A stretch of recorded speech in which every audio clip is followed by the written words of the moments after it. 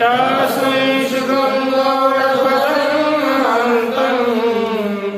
गोविन्दयोगेन्द्रवदास्य शिष्यं श्रीशङ्कराचार्यपास्य पद्मं पादं सहस्तानगं शिष्यं तन्त्रोटकं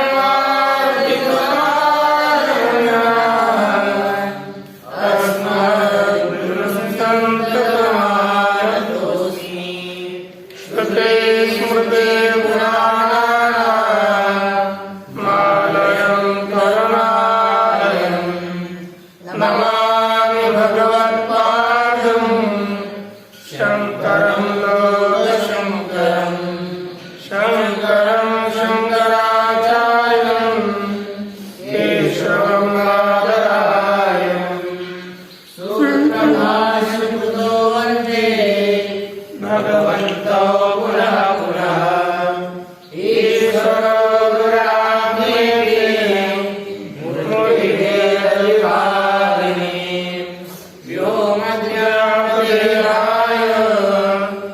दक्षिणामूर्तये नमः। अजानकालोहितशुक्लकृष्णां वन्दे प्रजापतिमहारां नमः। अजाननीयां यशमानां भजन्ते भक्त्यां मुक्तभोगान् नमस्ताम्। कपिलाय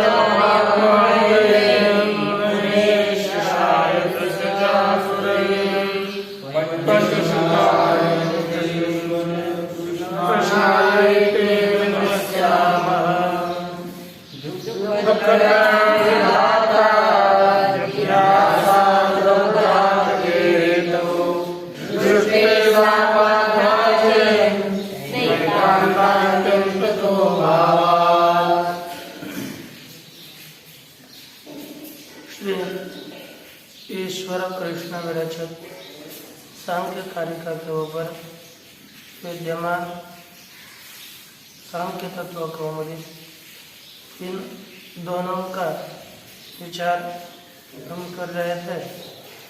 इसमें द्वितीय श्लोक में जैसे प्रथम श्लोक में लौकिक उपाय ठीक नहीं है, तद्वत द्वितीय श्लोक में भी दृष्टवदानुश्रविकः स यशोदीक्षयातिशयुक्तः तद्विपरीतश्रेयानुव्यक्तः विज्ञान, इसमें जो व्यक्त अव्यक्त और ज्ञ इनका विज्ञान विवेक ज्ञान, इससे ही उपाय प्राप्त होता है बताया।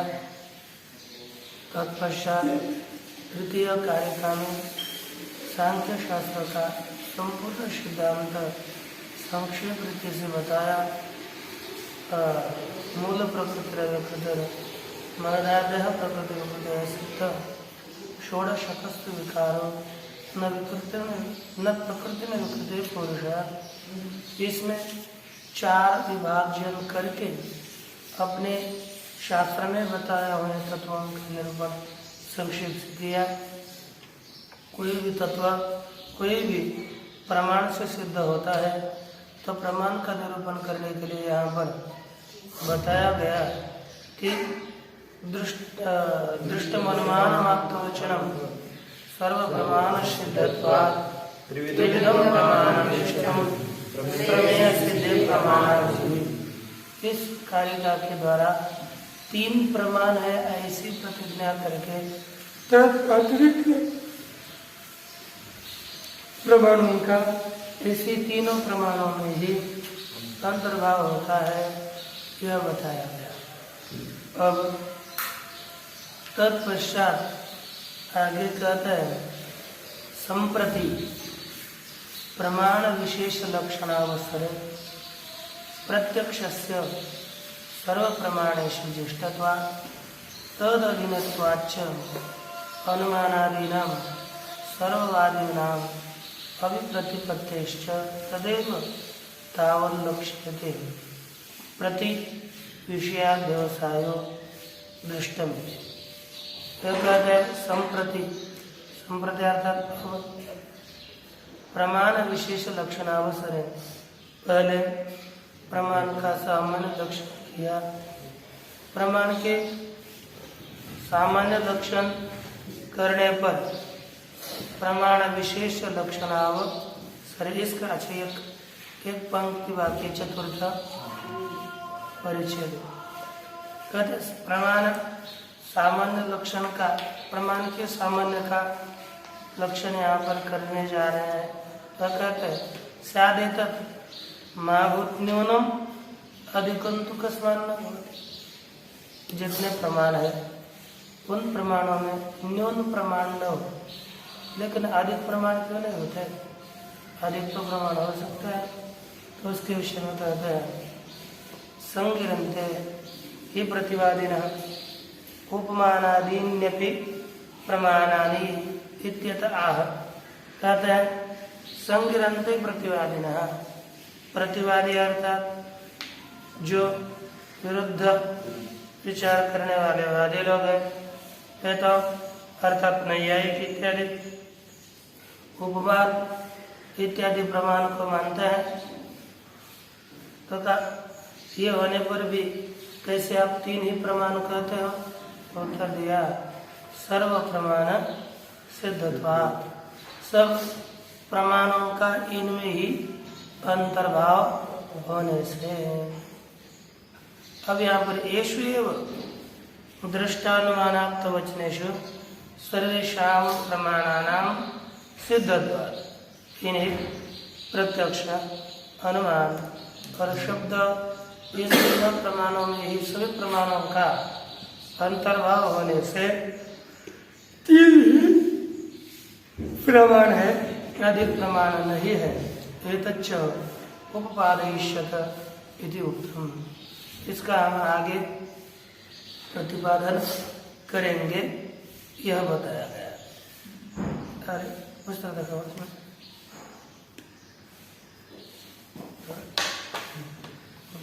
बताया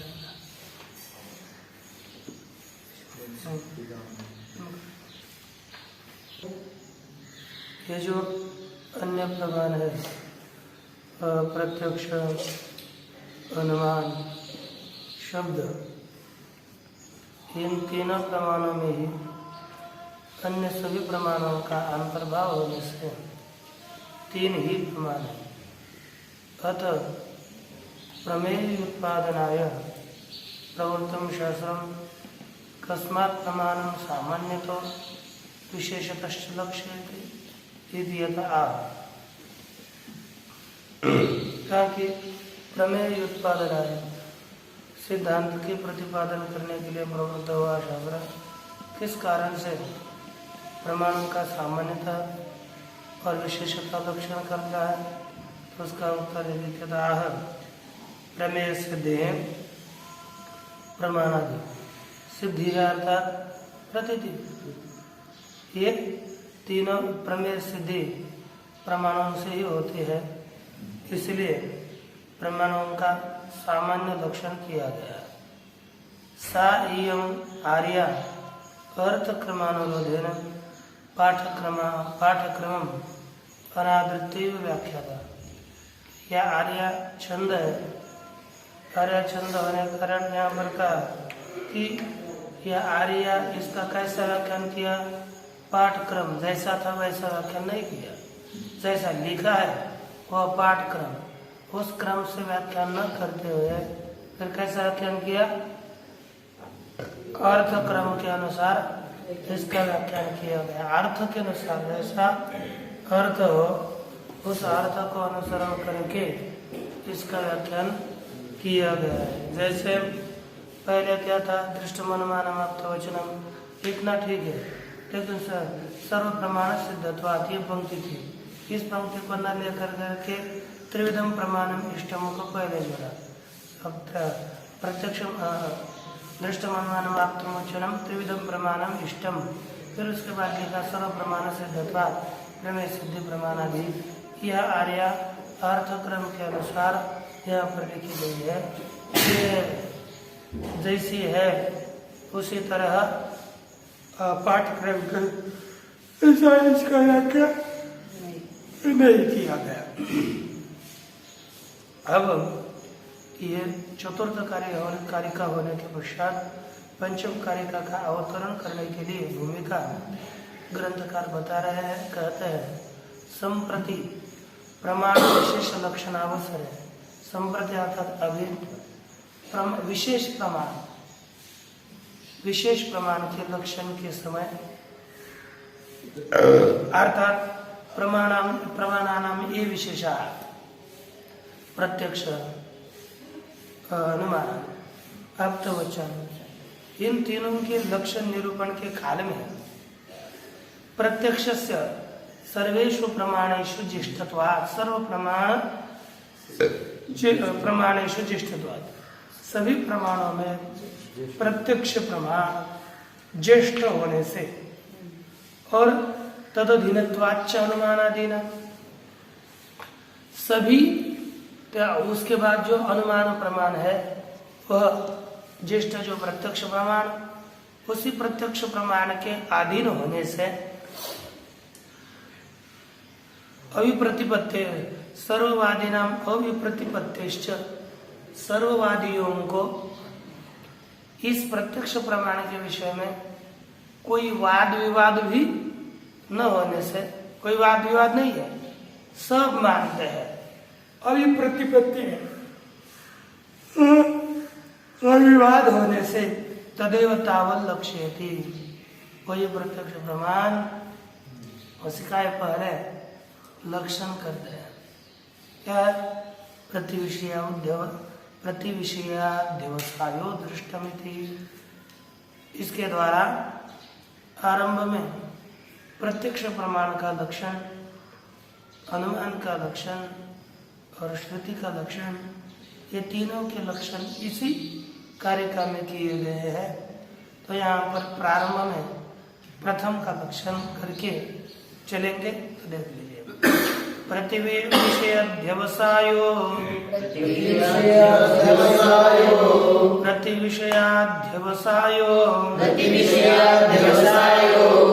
दृष्टं त्रिविधमनुमानमाख्यातम्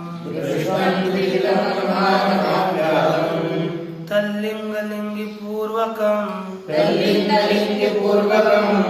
माप्तश्रुतिराप्तवचन्तु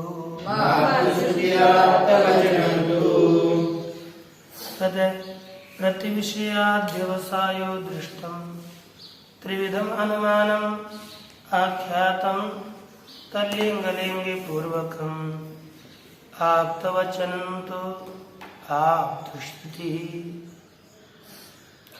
कहते हैं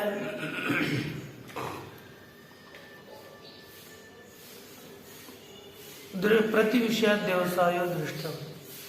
प्रति विषयाध्यवसाय अर्थात इंद्रियजन्य ज्ञान, इसका अर्थ है प्रति विषयाध्यवसाय। इसी का अर्थ अनेक हो जाता है इंद्रियजन्य ज्ञान। ये इंद्रियजन्य ज्ञान को ही प्रत्यक्ष कहते हैं। कैसा प्रति विषयाध्यवसायों का इंद्रियजन्य ज्ञान यह अर्थ निकलता है, यह हम टीका में देखेंगे। सरल रीति से आगे टीका में प्रत्यक्ष बताएंगे। क्या कहाँ पर जब वाचस्पति मिश्र जी लिखेंगे स्वयं इसका व्याख्यान करने जा रहे हैं। कहते त्रिविधम अनुमान आख्यातम, और अनुमान 3 प्रकार का बताया गया है। वो क्या चीज है कहेंगे तल्लिंग लिंगी पूर्वकम। लिंग लिंगी, लिंग अर्थात हेतु, लिंगी अर्थात जो शब्द है, और लिंग लिंगी उस डबल लिंगी करके लिंग ज्ञान है ना। तो लिंग लिंगी लिंगी ज्ञान अर्थात लिंग और लिंगी का हेतु और साध्य का जो ज्ञान उससे अनुमिति हो जाती है। अर्थात हेतु और साध्य का ज्ञान, ये ज्ञान कौन सा हो गया? व्याप्ति ज्ञान। तत्पूर्वक लिंग लिंगी लिंगी पूर्वक है ना। इस तरह से आकर करके हेतु साध्य की हेतु और साध्य की जो व्याप्ति तज्ञान पूर्वक अनुमिति हो जाती है, ये दूसरा। और तीसरा है आप्तवचनम। आप्तवचनम अर्थात शब्द प्रमाणम। वो क्या चीज है? तो कहा आप्तश्रुति ही, आप्तश्रुति को ही आप्तवचन शब्द प्रमाण कहते हैं।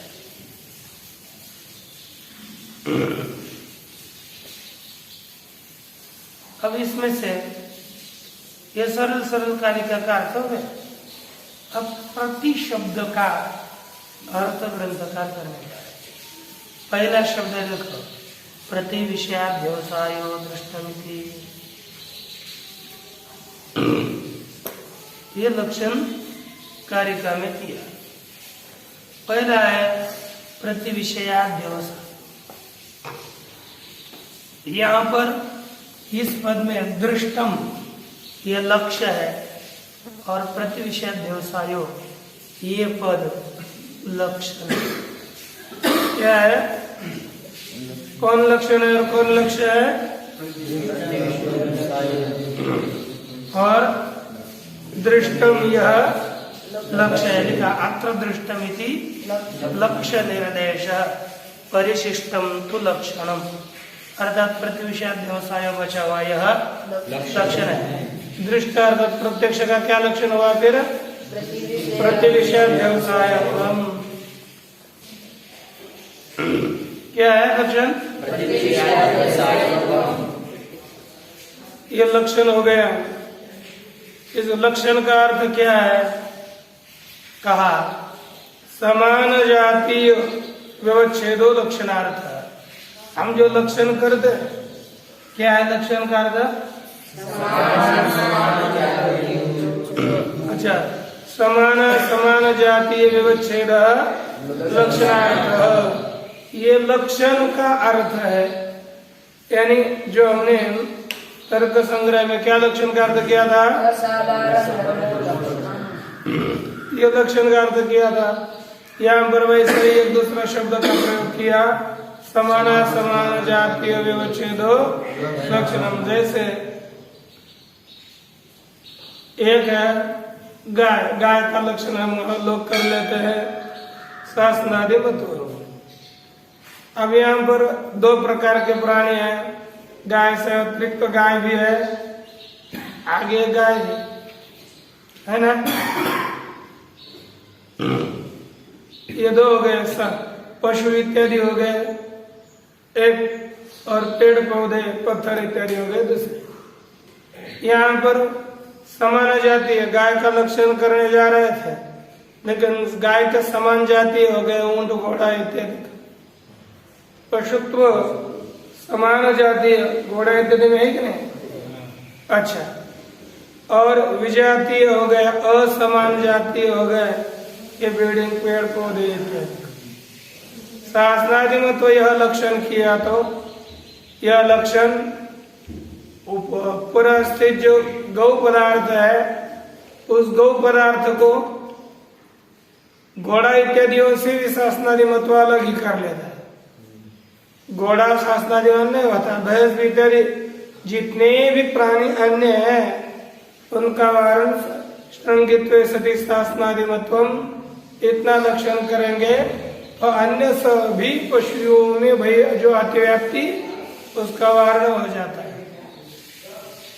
समान जातीय यह कहना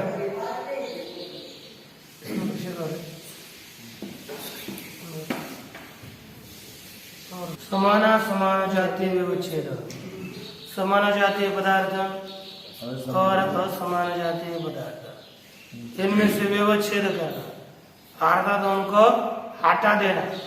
समान जातीय पदार्थों को भी अलग करना और असमान जातीय पदार्थों को भी अलग करने वाला जो होता है उसे कहते हैं लक्षण। जैसे शासनादि मत्व जो अन्य घोड़ा इत्यादि पशु है उनको भी अतिरिक्त कर देता है, और असमान जातीय कौन?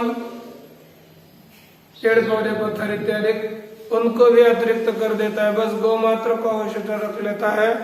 इसलिए श्रृंगित सती शासनादिमत्वम यह लक्षण गौ का लक्षण बन जाता है।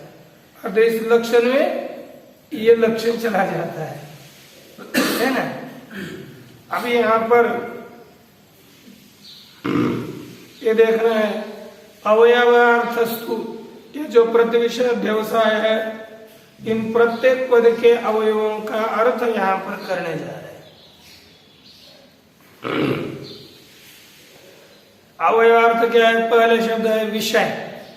विषय शब्द की व्याख्या करी, विसिन्वन्ति विषयणम अनुबध्नन्ति इति विषयाः। कौन विषय है? विसिन्वन्ति, जो विषय मनुष्य है, उस विषयी मनुष्य को जो बांध लेते हैं उसे कहते विषय, है ना। विषय सभी विषयी मनुष्यों को बांध देते हैं, इतने बांध देते हैं कि छूटने की इच्छा हुई तो भी बाद में छूट नहीं सकते, है ना। कोई खाने की इतना आदी बन जाता है, उसको कहीं ना कहीं पंगत हो गई, कितना डांटो वहां चला जाएगा। गुलाब जामुन, है ना। किसी किसी की प्रवृत्ति होती है ना, गुलाब जामुन आ गया कि फूल गया पूरा,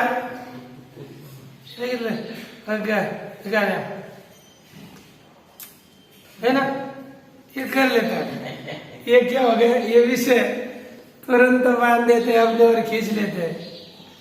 भले आश्रम से बाहर न जाओ ऐसे कहा तो भी गुलाब जामुन, है ना। बाद में डांट खा लेंगे लेकिन पहले गुलाब जामुन खाएंगे, ऐसा होता है। दूसरे इसलिए ये संसार छूटता नहीं है। ये विषय, प्रत्येक विषय को इतने बांधते हैं कि भयानक। रूप विषय भी ऐसा बांध देता है कि बांध देता है, लगता है कि यही प्रतिदिन देखे। गंध भी इतना किसी किसी को बांधता है कि बाजार में जाएगा तो कुछ भी हो जाए, मोगरा की ये थोड़े दिख रही फूल कितने रुपए? 50 दे दो, तुरंत नाक में लगाने के लिए इतने होते हैं। स्पर्श विषय भी ऐसा ही है। स्पर्श विषय के कारण तो सब संसार ही बहुत क्या होता है, बर्बाद हो जाता है। निरंतर जीवन में परिवार को छोड़ के संसार में भग दौड़ते रहते हैं, है ना। यही है विषय। स्वेन रूपेण निरूपणीयम कुर्वन्ति इति यावत्, स्वेन रूपेण अपने रूप से, निरूपणीयम निरूपण योग्य, निरूपण योग्य अर्थात वो अपने आकार के करते हैं। स्वयं रूपेण निरूपण योग्यम कुर्वन्ति, अर्थात ये क्या कर लेते हैं? विषय सब अपने जैसी योग्यता है उसी तरह अपने निरूपण के प्रतिपादन का योग्य उस मनुष्य को बता देते हैं, कर देते हैं, सामर्थ्य। अब ये विषय दो प्रकार के हुआ कर रहते हैं। एक अर्थात इसका तात्पर्य अर्थ क्या हो गया?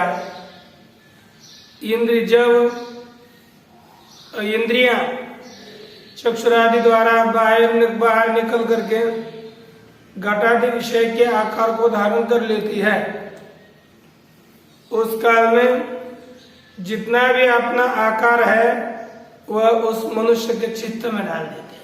सभी विषय अपने आकार को मनुष्य के चित्त में विषय प्रतिबिंबित कर देते हैं। जब किसी ने कोई देखा, वारंवार स्मरण होता है, भूलने की इच्छा करे तो भी भूलता नहीं, है ना। यही है विषय अर्थ। यह विषय का अर्थ हो गया। और ये विषय दो प्रकार के हैं, सूक्ष्म विषय और स्थूल विषय।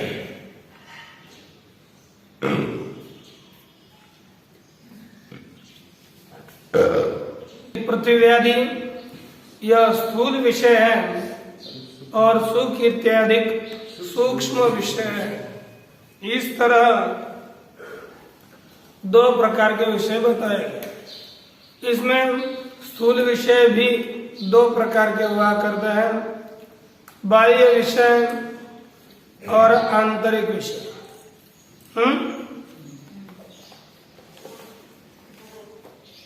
अच्छा, जो भी पृथ्वी आदि सुखादि से सभी स्थूल विषय, स्थूल विषय भी दो प्रकार के, बाह्य और आंतरिक। पृथ्वी आदि बाह्य है और आंतरिक सुख दुख आदि ये भी स्थूल विषय ही है। लेकिन जो सूक्ष्म विषय है वे हम लोगों के चक्षु के विषय नहीं होते। अस्मदादीनाम अविषय तन्मात्र लक्षण, हम लोगों को अविषय जो तन्मात्र विषय है वे उनको कौन कौन जानता है? कहते योगी नाम ऊर्ध्व स्रोत सांच विषय, जो योगी पुरुष है अथवा ऊर्ध्व स्रोत, जिनका वीर्य ऊर्ध्व गति को प्राप्त हो चुका है, ऐसे जो मुनि उनको ही यह विषय ज्ञात होते हैं, अन्य को नहीं। इसलिए कहा और यह इस तरह से विशेष शब्द की उत्पत्ति करे। तत्पश्चात यहाँ पर अव्ययभाव समास किया गया, विषय विषय प्रति इति प्रति विषय, विषय विषय प्रति प्रति विषय, यह अर्थ हो गया। वृत्तिश्च सन्निकर्ष,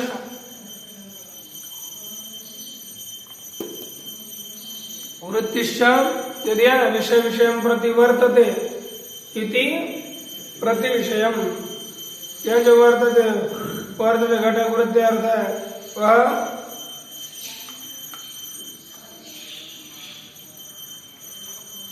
सन्निकर्ष का बोधक है। अर्थात क्या हो गया? विषय विषय प्रति सन्निकर्ष। किसका सन्निकर्ष होगा? इंद्रियों का सन्निकर्ष।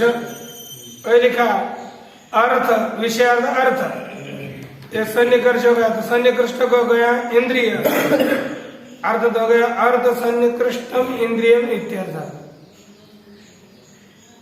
अर्थ के साथ संबंधी, अर्थ के साथ जिसका सन्निकर्ष है विषय और इंद्रियों का जो सन्निकर्ष है उसे क्या कहते हैं? प्रत्यक्ष। क्या कहते हैं? यही किसका लक्षण किया गया है? तो बोलिए।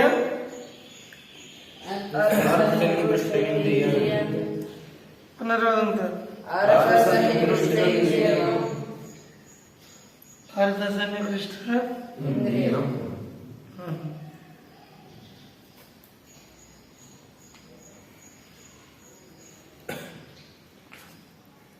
देख लीजिए, इतना हो गया ना। अब अर्थ सन्निकृष्ट इंद्रिय हो गया, पदार्थ के साथ जिसका संबंध है ऐसी इंद्रिय बताइए। आगे कहते हैं तस्मिन् अध्यवसाय। क्या लिखा? अर्थ सन्निकृष्ट इंद्रियजन्य इंद्रिय, उसमें जो आश्रय है अर्थात निश्चय क्या होना चाहिए?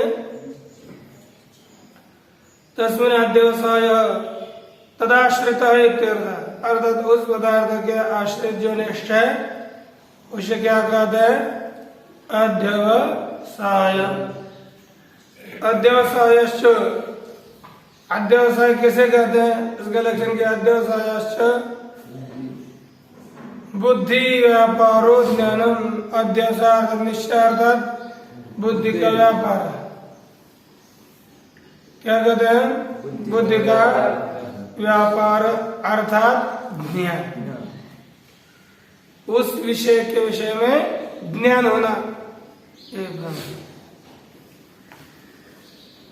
आगे उपात्त विषयाणाम इंद्रियाणाम वृत्तौ सत्यम बुद्धेस्तमो भवे सति यह सत्व समुद्रे कहा सो अध्यावसाय यदि वृत्तिरिति ज्ञानमिति चाख्या। उपात्त विषयाणाम इंद्रियाणाम, जिन्होंने विषयों का ग्रहण किया है, जिन्होंने विषयों को जाना है, ऐसी जो इंद्रियां, उन इंद्रियों का वृत्तौ सत्यम, वृत्ति होने पर बुद्धेस्तमः अभिभवे, वृत्ति होने उन इंद्रियों की वृत्ति हो गई तो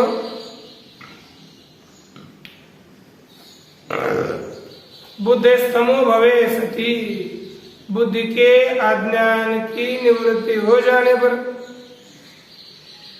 देखो इंद्रियों की वृत्ति विषयाकार हो गई, पांव पर क्या इंद्रिय कृत्य हो तभी आवरण की निवृत्ति हो सकती है।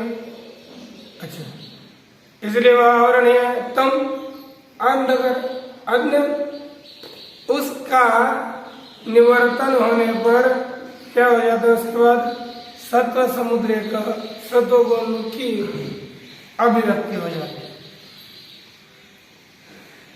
सत्व का उद्रेक हो जाता है। अध्यवसाय है ना, उसी को क्या कहते हैं, अध्यवसाय, विज्ञान, वृत्ति, ज्ञान, ये सभी कहा जाता है, ठीक है ना। उसी को अध्यवसाय वृत्ति ज्ञान इतिचा कहते हैं, ऐसा भी कहा जाता है। इदम तावत् प्रमाणम अनेन यश्चेतना वृत्ति अनुग्रह का तत्फलम प्रमाबोध, कहते ये जो पहले बताया ना हमने, ये प्रमाण है, और इससे जो ज्ञान होता है वही हो जाता है प्रमाण। क्या होता है, अर्थात ये जो पहला ज्ञान बताया गया अध्यवसाय, प्रतीति विषय अध्यवसाय, ये हो गया प्रमाण, ये प्रमाण हो गया। और उसी का भी जो अनुग्रह, चेतना शक्ति का जो अनुग्रह होता है उसे कहते हैं प्रमा। तो कैसे चेतना शक्ति का अनुग्रह होता है इत्यादि विचार हम कर लेते।